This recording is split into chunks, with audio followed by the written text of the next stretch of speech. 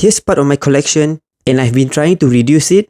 I want to share with you guys my second box of Toybiz and early Hasbro figures. Are they really treasure or trash? Let's see how many of them I get rid of.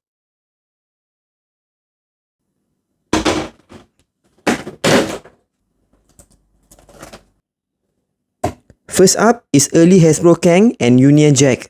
This Kang figure is a re-release from the Toybiz Fantastic Four series, except that they totally miss out all the accessories. Both the figures are kind of small compared to the recent Marvel Legends figures. You can see Spidey is way more bulkier than these two figures.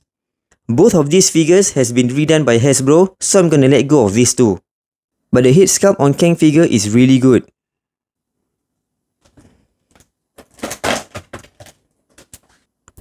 Here's Toybiz Baron Von Strucker and the two variants of Leader.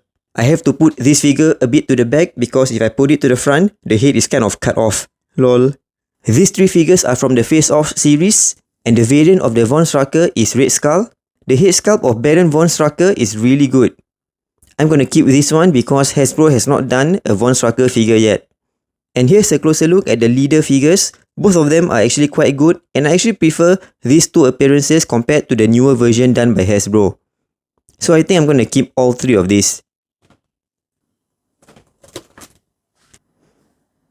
Here's Toybiz AntMan and Wonder Man. The Wonder Man figure comes with some sort of ride. I have it in another drawer. And the AntMan figure has a removable helmet. The head does look kind of small when the helmet is taken off. And again, when compared to the recent Marvel Legends figures, you can see Spider-Man is actually kind of taller than Wonder Man. Both these figures has been redone by Hasbro. And for Ant-Man, I actually did a head swap of this Toybiz head from a spare Toybiz Ant-Man figure that I have and put it on the Hasbro version. So I think I'm gonna let go of both of these figures.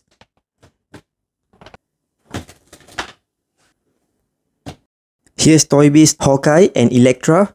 The Hawkeye figure is actually quite decent and good for its time. Here's the bow, and this is definitely so much better than the Hasbro version that we got. And they actually use a string for the bow instead of just all plastic like the Hasbro version. The sculpt on Hawkeye's torso is also quite good with the scales on the shoulder area and the head sculpt. It also has 4 different arrows. The other 3 arrows are fake ones attached to the back. Overall, this figure is actually still quite good, except that the size is still kind of small compared to the recent Marvel Legends figures. Toybiz is quite notorious for the very bad female figures, but this Elektra figure is actually not that bad, at least just standing like this. Toybiz did have the bicep swivel and also the double hinge elbow joint for the female figures. Hasbro has only recently just started doing that. And to top it off, it actually has 2 swivel at the bicep area. One at the shoulder ball and the other over here. The sheath of the weapon is really awesome, attaches to the back of the figure. But like I mentioned earlier, just in vanilla pose it looks good, but the joints, especially on the hips, is really terrible. The hips just swivel this way, and look at how awkward looking the thigh joint is.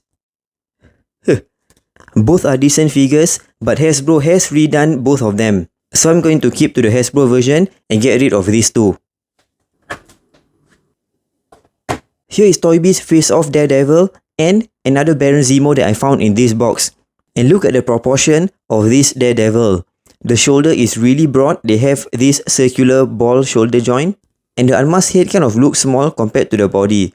And Hasbro has done both of these figures as well. So I'm going to get rid of both of these. Here's Toybiz Face Off Red Skull and early Hasbro Bucky.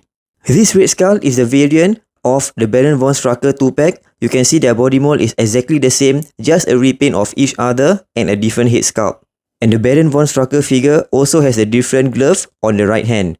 Other than that, the body mold is exactly the same. For Bucky, however, look at the odd proportion of the body. His leg kind of looks very long and he doesn't look like he has a neck. And the head looks kind of small compared to the body as well. The early Hasbro era is really quite bad. Hasbro has done a Red Skull, although not in this appearance. But I'm going to let go of this Face Off Red Skull. However, I'm not going to let go of Bucky yet because we don't have a Hasbro version as of now. so I guess Bucky will stay in my collection.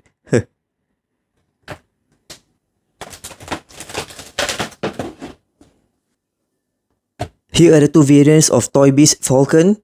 I think this is more of the classic appearance and it has a smaller wing compared to this version. Look at how big the shoulder ball is. It really looks unproportionate and this is one bad thing about Toybiz in my opinion. The figure comes with a really well sculpted red wing. This is really good. Look at that. And it attaches to the back of the figure. Something like this, I guess. I think I'm gonna get rid of both of these figures once I've done a comparison with the Hasbro version. I don't know what this figure is doing in this box, but this is the final figure that uses this body mold. After this figure, they never use this body mold again. And I actually have quite a number of this figure because this was the first figure to have many alternate hands. So I have multiples of this figure. Oops. So I have 1, there's 2 inside here, 4, 5, 6. Goodness, I have 6 of them. All because of the alternate hands. But recently, we have more figures with multiple alternate hands, like both the MCU and comic Shang-Chi. So I think I can get rid of some of these Iron Fist figures.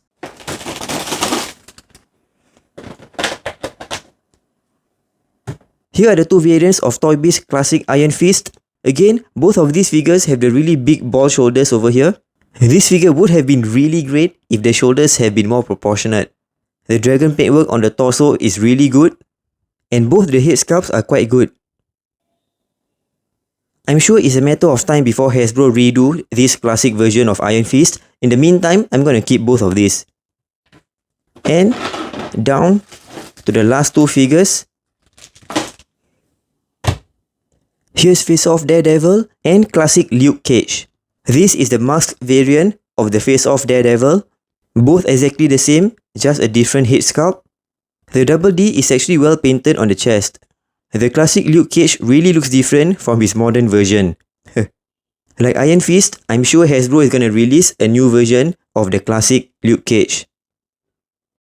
So these are the figures that I'm going to keep.